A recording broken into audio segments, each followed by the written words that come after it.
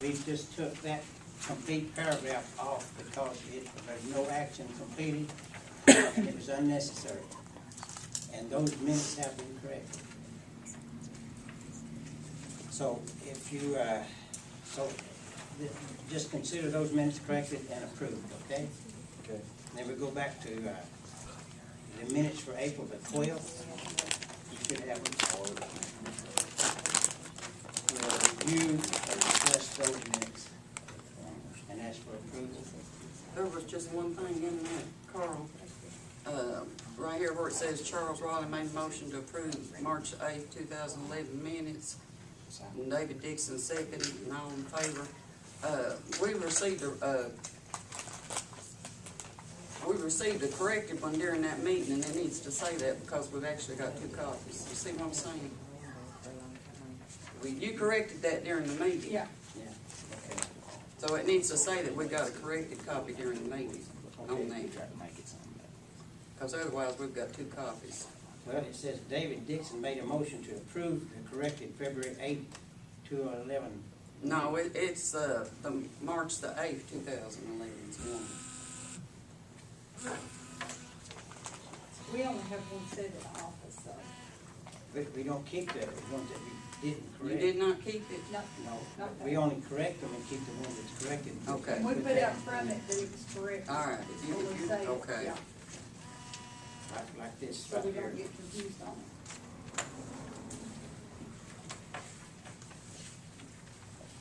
Any discussion on April 12th minutes? I thought the minutes for April 12th are kind of vague. They don't include everything we talked about. No, minutes are only require actions taken to be recorded. And we were getting 3 or 4 pages of minutes, and it'd be almost impossible to cite everything that's said verbatim. So we just put what actions are taken to make them brief,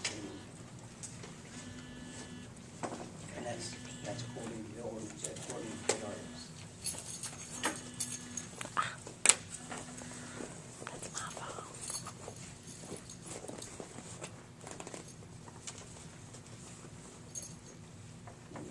Additional comments, questions, suggestions? I make a motion to accept the minutes for Tuesday, April the 12th. Motion made by Carolyn, Elliott, and seconded by Charles Raleigh. Have a roll call vote. Howard, Yes. Elliott, Yes. Bowyers, Yes. Graham, Yes. Haynes, I wasn't here, so I abstained. Raleigh, Yes. and Dixon. No.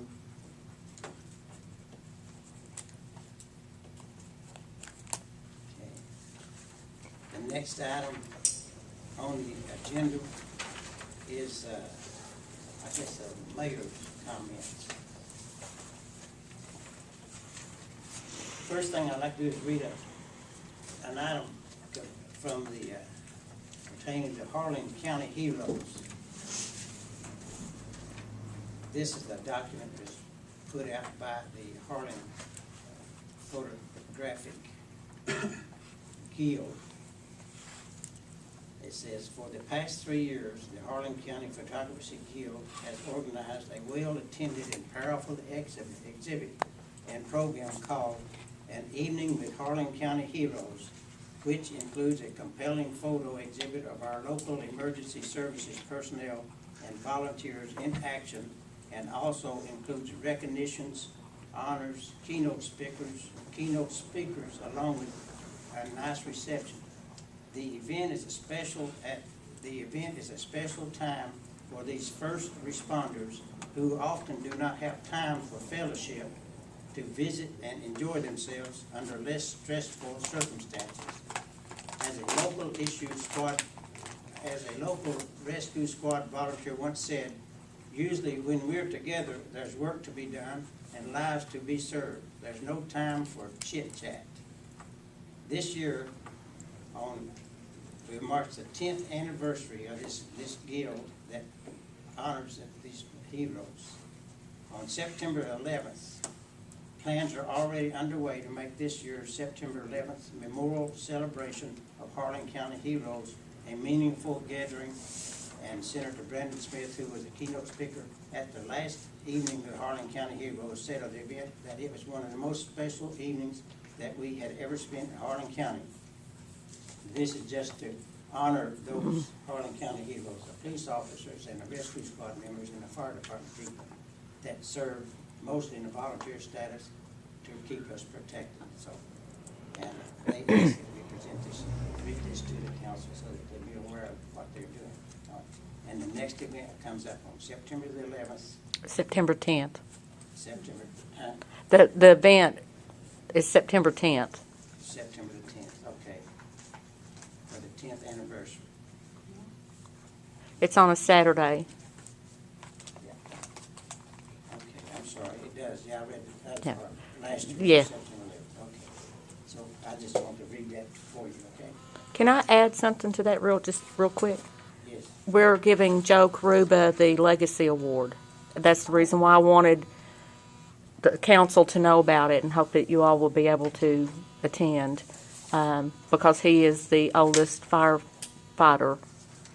That's quite an honor, right? Yeah. Good, he deserves it. Yeah, and hopefully you all can mark your calendars and come and celebrate with him. Yes. So, Definitely deserve it. We've got some of the other police officers and firefighters also. The other thing is, you know, Friday is Good Friday. I know we're striving, we're not the richest city in Cumberland, but in the county, but these workers, the police and the city employees, everybody, they really kicked in and pitched in. They're doing their jobs. No overtime has been involved. And I'd like to request a proclamation that Friday be declared a paid holiday for city employees. Most cities are doing it, most county offices are doing it, and most state offices. I think it's a good idea. If that's what you need, I would make a motion to approve. They deserve it. Motion made by Charles Raleigh, second by David. It's gonna be just this one time. I mean, we're not voting on it from now, just this one time. The council can do this by Proclamation. on any day that they decide that they, and I think they will last year. So we'll have a roll call vote.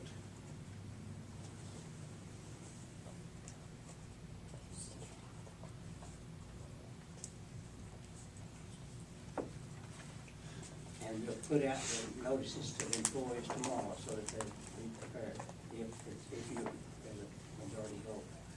Howard, Yes. Elliott, Yes. Bowyers, Yes. Green, Yes. Haynes, Yes. Raleigh, Yes. and Dixon. Yes. Thank you. The next item on the agenda is the second reading of the Planning Commission meeting ordinance. The ordinance establishes the dates of the planning